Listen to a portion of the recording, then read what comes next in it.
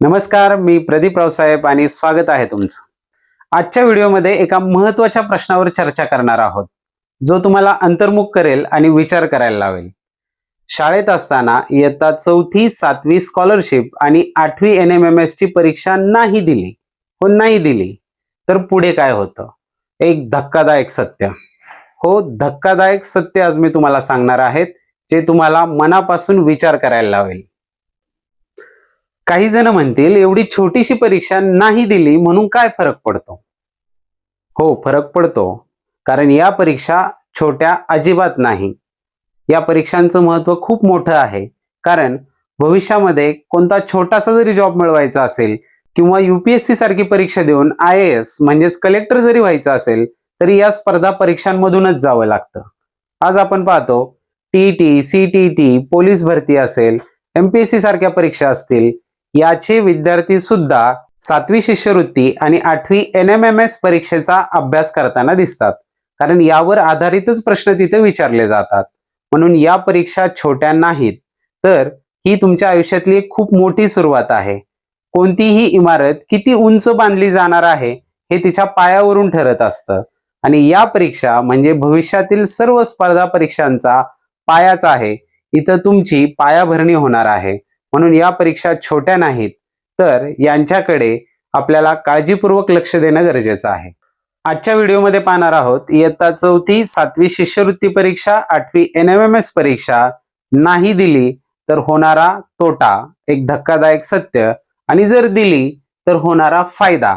तत्पूर्वी चॅनलवर जर नवीन असाल तर चॅनलला सबस्क्राईब करा, म्हणजे यासारख्या नवीन व्हिडिओ तुम्हाला सगळ्यात आधी पाहता येतील. आणि हीच व्हिडिओ जर तुम्हाला पुन्हा पाहिजे असेल तर ती तुम्हाला लवकर सापडेल. त्याचबरोबर आता लगेच कमेंट करायची आहे, तुमच्या आयुष्यामध्ये तुम्हाला मिळालेलं सगळ्यात मोठं यश कोणतं किंवा तुम्हाला मिळालेलं सगळ्यात मोठं बक्षीस कोणतं. चला तर मग सुरुवात करूया एका उदाहरणातून. मला बॉडी बनवायची, तर मी काय केलं पाहिजे? पोषक आहार घेतला पाहिजे, ग्राउंडवर गेलो पाहिजे, व्यायाम केला पाहिजे, व्यायामशाळेत गेलो पाहिजे. हे झालं शरीरासाठी. पण मला जर माझा मेंदू स्ट्रॉंग बनवायचा आहे, तर मी काय करायला हवं? मग मेंदूचा खुराक काय? तर चांगली पुस्तकं वाचणं, अभ्यास करणं हा मेंदूचा खुराक आहे. पण मग मेंदूच्या व्यायामाचं काय? की जो व्यायाम केल्यानंतर मेंदू स्ट्रॉंग होईल. तर या स्कॉलरशिप NMMS परीक्षेमधील गणित, बुद्धिमत्ता यासारखे जे विषय आहेत, हे आपल्याला चिकित्सकपणे विचार करायला, प्रॉब्लेम सॉल्व्हिंग करायला, क्रिएटिव्हली विचार करायला शिकवत असतात. म्हणजेच तो आपल्या मेंदूचा व्यायाम असतो. मेंदूचा व्यायाम करण्यासाठी बाजारात कोणतीही गोळी मिळत नाही, तर ते या विषयांच्या तयारीमधूनच होत असतं. म्हणून आपल्या मेंदूला स्ट्रॉंग बनवण्यासाठी या विषयांचा खूप जास्त उपयोग होत असतो. म्हणूनच या परीक्षांना आपण सामोरं गेलं पाहिजे. या परीक्षांचा अजून एक मोठा फायदा, तो म्हणजे आपल्याला परीक्षा पद्धतीची ओळख होते. परीक्षा पद्धती म्हणजे एखाद्या परीक्षेचा फॉर्म भरणे, त्याच्या अभ्यासक्रमाचा अभ्यास करणे आणि नंतर परीक्षेला जाणे. एरवी आपण शाळेत ज्या परीक्षा देतो त्या आपण शाळेतल्या शाळेत देत असतो. आपले मित्र आजूबाजूला असतात, आपलेच शिक्षक असतात. पण या परीक्षांना म्हणजे स्कॉलरशिप NMMS या परीक्षांना आपल्याला दुसऱ्या केंद्रावर म्हणजेच दुसऱ्या सेंटरला जाऊन परीक्षा द्यावी लागते. त्या ठिकाणी वेगळे विद्यार्थी आजूबाजूला असतात, सुपरविजनला वेगळे शिक्षक असतात. आणि या अनोळखी वातावरणामध्ये जाऊन परीक्षा देणं, आपल्याला जे येतंय ते पेपरमध्ये उतरवणं, याचा सराव या परीक्षांच्या माध्यमातून होत असतो. यामुळे परीक्षा पद्धतीविषयी असलेली आपली भीती कमी होते, त्या गोष्टीचं आपल्याला टेन्शन येत नाही आणि अनोळखी वातावरणात जाऊन देखील आपण परीक्षा द्यायला शिकतो. म्हणून या परीक्षांना सामोरं गेलंच पाहिजे. विचार करा, आपण जेव्हा या परीक्षांना प्रविष्ट होतो आणि ज्या दिवशी आपण शिष्यवृत्तीधारक होतो, तो दिवस वेगळा असतो. त्या दिवशी पूर्ण जगाचा तुमच्याकडे पाहण्याचा दृष्टिकोन बदललेला असतो. तुमचे मित्र, तुमचे शेजारी पाजारी, तुमचे नातेवाईक, तुमचे शिक्षक, तुमच्या शाळेतील इतर विद्यार्थी, या सगळ्यांचा तुमच्याकडे पाहण्याचा दृष्टिकोन बदलतो. तुमच्या शिक्षकांच्या दृष्टीमध्ये देखील तुम्ही एक हुशार विद्यार्थी म्हणून सिद्ध झालेला असता. तुमच्या नातेवाईकांमध्ये देखील तुमचं उदाहरण दिलं जातं, पहा तो शिष्यवृत्तीधारक आहे, तो हुशार विद्यार्थी आहे. याशिवाय शाळेत वेळोवेळी वेगवेगळ्या कार्यक्रमांमध्ये तुमचा सत्कार होत असतो, तुमचं अभिनंदन होत असतं, पेपरमध्ये तुमचं नाव येतं, फ्लेक्सवर तुमचा फोटो दिसायला लागतो. ही ओळख तर तुमची वाढतेच, पण हे एवढ्यावरच थांबत नाही. पुढे तुम्ही 10वीला गेला, 12वीला गेला, जेव्हा एक्सटर्नल येतात, अनोळखी शिक्षक असतात, त्यांनाही जेव्हा कळतं की तुम्ही शिष्यवृत्तीधारक विद्यार्थी आहात, तर त्यांचा देखील तुमच्याकडे पाहण्याचा दृष्टिकोन बदललेला असतो. गोष्ट एवढ्यावरच थांबत नाही. पुढे तुम्ही 12वी झाल्यानंतर एखाद्या परीक्षेमध्ये यशस्वी होता, एखाद्या जॉबसाठी इंटरव्ह्यूला जाता. इंटरव्ह्यूला गेल्यानंतर तिथं जेव्हा इंटरव्ह्यू घेणारी व्यक्ती तुमची फाईल चेक करत असते आणि जेव्हा त्यांना दिसतं की तुम्ही शालेय जीवनामध्ये शिष्यवृत्तीधारक झालेला आहात, तेव्हा त्यांचा देखील तुमच्याकडे पाहण्याचा दृष्टिकोन नक्कीच बदलतो. त्यांना असं वाटतं की हा कॅन्डिडेट शाळेत असल्यापासून सिन्सिअर विद्यार्थी आहे, अभ्यासू विद्यार्थी आहे, कष्टाळू विद्यार्थी आहे. म्हणजे तेव्हा देखील तुम्हाला या शिष्यवृत्तीधारक होण्याचा फायदा होतो. इथंही गोष्ट संपत नाही. तुम्ही अजून मोठे होता, तुमचं लग्न होतं, तुम्हाला मुलं होतात आणि तुमची मुलं जेव्हा शाळेत जातात, या परीक्षेला बसतात, तेव्हा तुम्ही देखील तुमच्या मुलांना तेव्हा सांगू शकाल की अरे नीट अभ्यास कर, मी शाळेत असताना शिष्यवृत्तीधारक झालो होतो.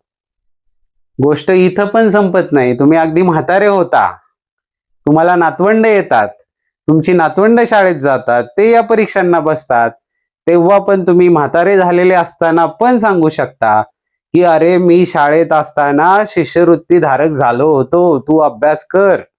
गोष्ट छोटीशी आहे, पण यापासून मिळणारा जो फायदा आहे तो दीर्घकालीन आहे.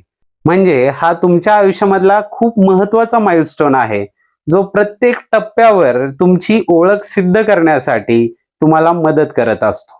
आणि यासाठी काय करावं लागतं, तर 7 ते 8 महिने अभ्यास करायचा आहे, मन लावून अभ्यास करायचा आहे. पण त्यापासून मिळणारे फायदे जे आहेत ते संपूर्ण आयुष्यभर आपल्याला मिळत असतात.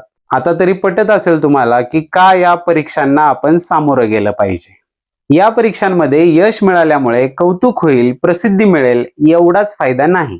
तर रयत शिक्षण संस्थेचे संस्थापक कर्मवीर भाऊराव पाटील यांनी सर्व विद्यार्थ्यांना एक मंत्र दिला होता, कमवा आणि शिका. मग तुमची स्वतःची कमाई सुरू करण्याची सुद्धा यामधून तुम्हाला संधी मिळते. जर तुम्ही 4थीला शिष्यवृत्तीधारक झालात तर तुम्हाला दर महिन्याला 500, वर्षाला 5,000 म्हणजेच 3 वर्षांमध्ये 15,000 रुपये स्कॉलरशिप मिळते. महिन्याला 500 म्हणजे दररोज तुम्हाला 16 ते 17 रुपये मिळायला सुरुवात होते. जर 7वीला शिष्यवृत्तीधारक झालात तर महिन्याला 750 रुपये म्हणजेच वर्षाचे 7,500 म्हणजेच पुढील 3 वर्षांमध्ये मिळून 22,500 रुपये स्कॉलरशिप मिळते. महिन्याला 750 म्हणजे पर डे प्रत्येक दिवशी तुम्हाला 25 रुपये स्कॉलरशिप सुरू होते. यापेक्षा मोठं जर NMMS ला तुम्ही शिष्यवृत्तीधारक झालात तर तुम्हाला वर्षाला 12,000 असे पुढील 4 वर्ष म्हणजेच 48,000 रुपये स्कॉलरशिप मिळते. महिन्याला 1,000 म्हणजे प्रत्येक दिवसाला तुम्हाला 33 ते 34 रुपये स्कॉलरशिप सुरू होते. आणि हे पण काही न करता असं नाही म्हणता येणार, परीक्षेच्या आधी आपण भरपूर मेहनत घेतलेली असते, पण त्याचा परतावा पुढील शिक्षणामध्ये तुमची स्वतःची कमाई म्हणून तुम्हाला मिळत असतो. मग स्वावलंबी होण्यासाठी हा एक खूप मोठा मार्ग आहे आणि या मार्गाने तुम्ही स्वतःची कमाई देखील सुरू करू शकता. शाळेत असतानाच आर्थिक स्वावलंबन मिळवता येईल. आता तुम्ही म्हणाल हे सगळं सांगताय ते शिष्यवृत्तीधारक झालो तर, यशस्वी झालो तर, पण समजा शिष्यवृत्तीधारक झालो नाही, परीक्षेमध्ये यशस्वी झालो नाही तर काय? जरी यशस्वी नाही झालो तरी तोटा तर अजिबात होणार नाही. हे कसं काय? तर भविष्यामध्ये जाऊन जेव्हा आपल्याला स्पर्धा परीक्षा द्यायच्या आहेत तेव्हा जी सुरुवात करायची आहे ती सुरुवात आपली आत्ताच होणार आहे. आज जरी सगळ्या प्रश्नांची उत्तरं आपल्याला नाही मिळाली तरी सुद्धा प्रश्न कसे विचारले जातात, प्रश्नपत्रिका कशा असतात, त्यासाठी काय अभ्यास करावा लागतो, या गोष्टींची माहिती तरी आपल्याला नक्कीच मिळणार आहे. आणि आतापासूनच आपण त्या दिशेने प्रवास करायला लागणार आहोत. म्हणून या परीक्षेत यशस्वी झालात तर फायदा आहेच, यशस्वी नाही झालात तरी तोटा नाही. पण जे धक्कादायक सत्य तुम्हाला सांगायचं आहे ते सत्य मी तुम्हाला आता सांगणार आहे. यात यशस्वी झाल्यावर फायदा आहेच, यशस्वी नाही झालात तर तोटा नाही. पण जर तुम्ही या परीक्षाच दिल्या नाहीत तर आतापर्यंत जेवढ्या गोष्टी मी सांगितल्या या सगळ्यांपासून आपण वंचित राहणार आहोत. म्हणजेच यशस्वी होण्यापेक्षाही या परीक्षांना सामोरं जाणं हे अत्यंत गरजेचं आहे. तुम्हाला सर्वांना या परीक्षांना प्रविष्ट होण्यासाठी आणि याची तयारी करण्यासाठी हार्दिक शुभेच्छा. व्हिडिओ आवडला असेल तर व्हिडिओला लाईक करा, चॅनलला सबस्क्राईब करा आणि स्कॉलरशिप आणि NMMS ला बसण्यासाठी तुमची मनाची आता पूर्ण तयारी झाली असेल तर कमेंटमध्ये यस लिहा. कोणत्याही परीक्षेमध्ये यशस्वी होण्यासाठी तयारी कशी करावी याबद्दल माहिती असणारा व्हिडिओ या ठिकाणी दिलेला आहे. त्यावर क्लिक करून तो व्हिडिओ अवश्य पहा. धन्यवाद.